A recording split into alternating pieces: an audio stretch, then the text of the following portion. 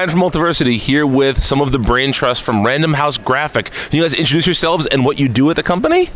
I'm Whitney Leopard, and I'm the senior editor at Random House Graphic. I'm Gina Gagliano. I'm the publishing director at Random House Graphic.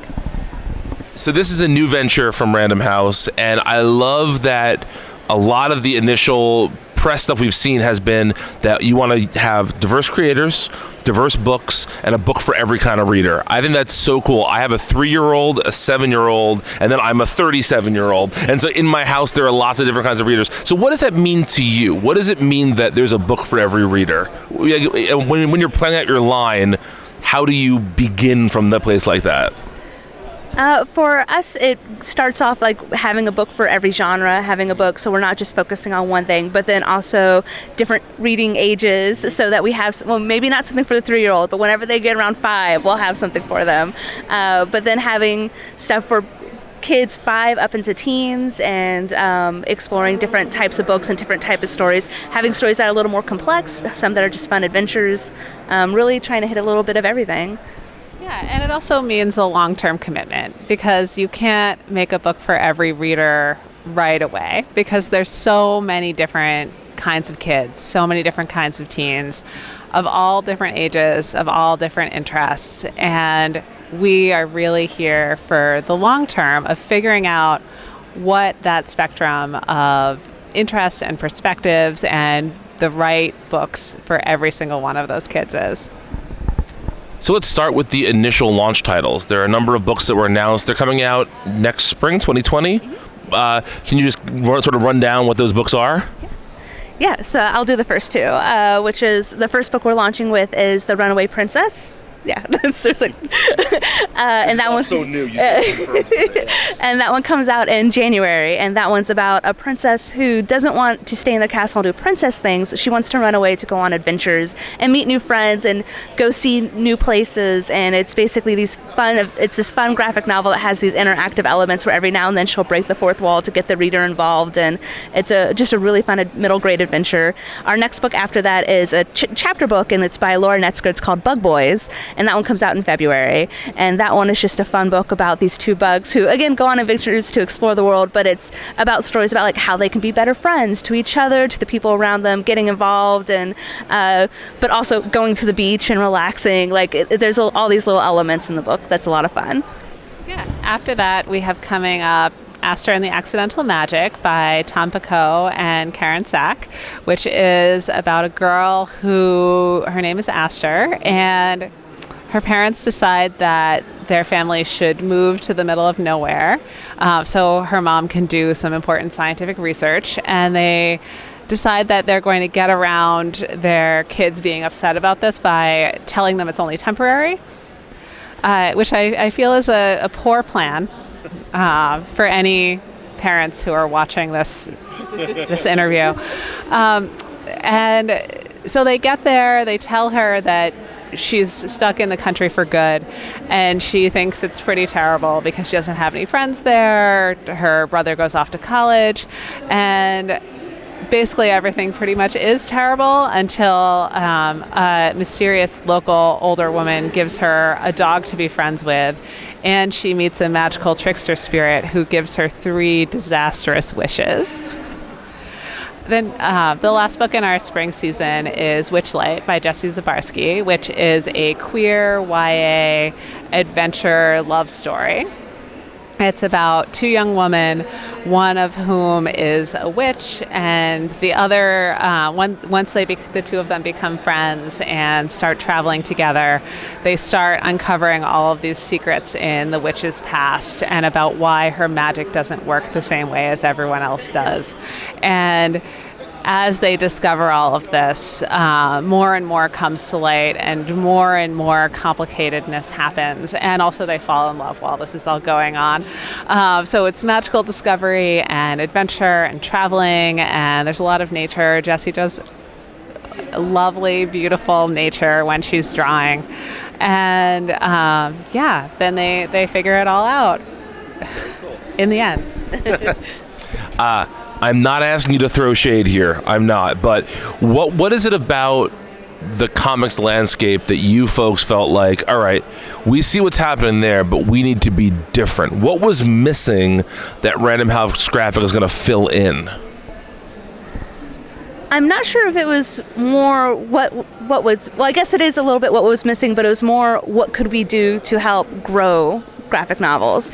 And so it was more of like an action plan for us, where it's like we see this amazing growth for kids comics and we see all these great opportunities, but instead of just relying on one publisher to do it all and be like, okay, we're going to reap the benefits of having all these great stories, it's like, how can we as a whole and as all of our publishers grow and bring out more stories for more readers? And as an imprint of Random House Children's Books, we really have this background of book publishing, where what we are trying to do is make kids graphic novels for kids who love comics and who love Saturday morning cartoons, but also for kids who love to read. Right? So Random House Children's Book is really in a unique place to try to bridge those audiences as the biggest publisher in the world. That's a really interesting point, because I think sometimes we hear about graphic novels as being the pathway into reading. But for a lot of people, you're already a reader when you get into comics. And so it's not like, I mean, for me, it was my first step into reading when I was a little kid, but for a lot of people, it's not. And so I think it's really cool that you're not just approaching it as a pathway into reading, but an extension of reading. I think that's a really, really cool thing. And I think there's sometimes this stereotype of comics as for reluctant readers. And I think that they can be great for that. Like, they can be great for kids who are less comfortable with the written word and more comfortable with images.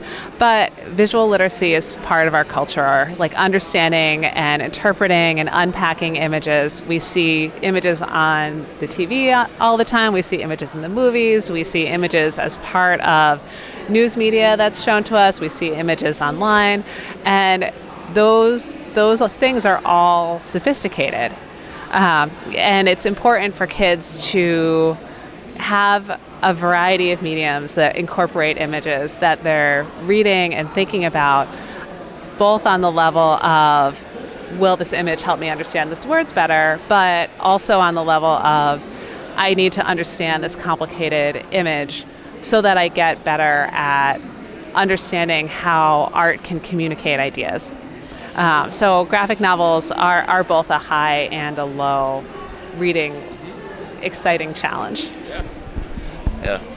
I want to talk about diversity. You talked about you want diverse stories from diverse creators. What is that? I don't want to say what does that mean to you. That's such a broad question, but what are some of the areas that you felt Random House Graphic could tackle that maybe you aren't seeing in as many other places in the marketplace? I'll give you this one first. Well,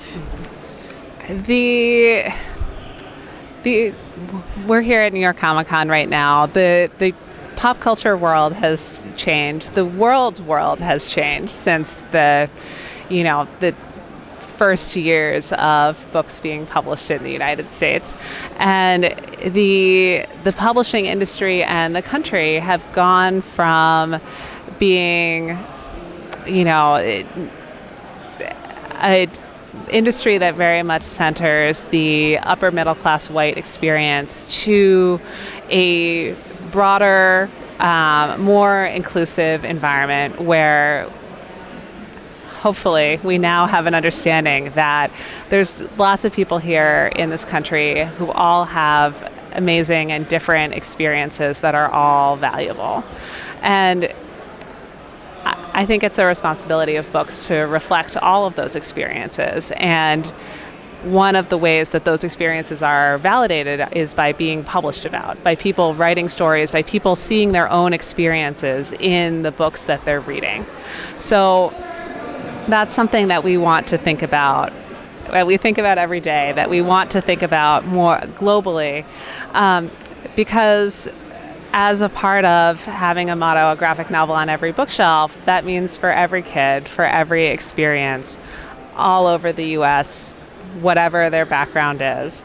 And we're excited to be talking to a lot of different authors and illustrators who are bringing their unique voices into their stories that they're working with us on.